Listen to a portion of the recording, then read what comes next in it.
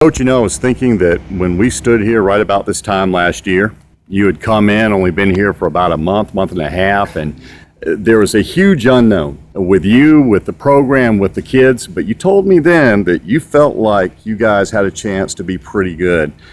As we know, it turned out to be a near magical season for you guys. But here we are a year later. How do you feel now going into year number 2? Still a lot of unknowns. I feel like we got a chance we can be pretty good.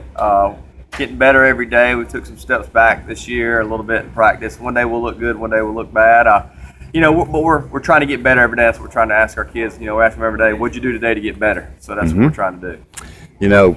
Don't want to talk about the past too much, but it's an obvious question. You lose Barrow, you lose McGuire, you lose Bynum, you lose Will Jones, who's playing at Coastal Carolina.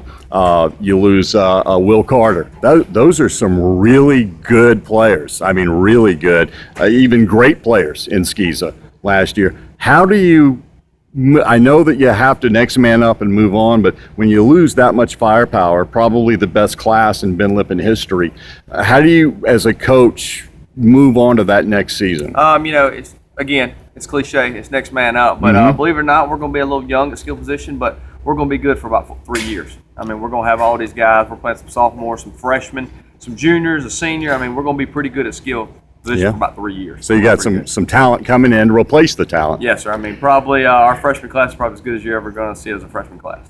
Let's start with a sophomore or a junior this year. Cole Owens leads the area in receiving last year. Obviously, a really talented kid that could go anywhere and play in the state. Cole does a good job. Talk a little bit about what he brings to the table for you. Cole just brings a little different. He's a good football player. He likes to compete.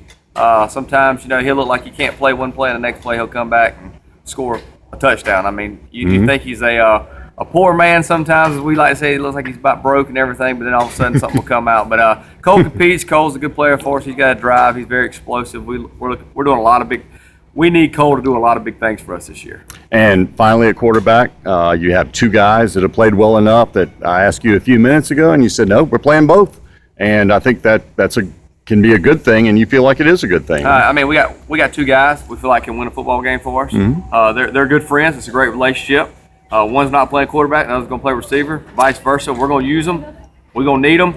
Yeah, it's a great thing for us to have. And we're talking Patrick McClure and Mark Rue. Yes, sir. Yeah, and they both had really good camps, right? Yes, sir. Both of them. We actually have a 10th grader, Will Curitan, who is also a very good football player, and we're going to expect big things. He's got a very big arm. All right, I'm just going to give you a chance. Any other 1 or 2 guys that you might want to mention that have just done an exceptional job in the preseason? I think Knox Carlin has kind of been a backbone on what we want to be in being in the offseason. The guys, we're almost 2 platoon.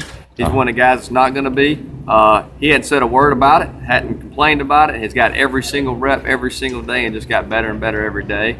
And, our offensive line, we got some seniors up there. They're getting better every day. Tanner and Pope and Isaiah, Cullen, and, Knox. Those guys are going to be good for us up front. Quick scouting report on Orangeburg Prep that's coming in here on Friday. Very well, Brock and I are pretty good friends. We've talked a little bit. He's a big man. He's a big man. They're going to play keep away. They're big and physical. They want to play old school football, and we just got to get the football, get some turnovers, and score a lot.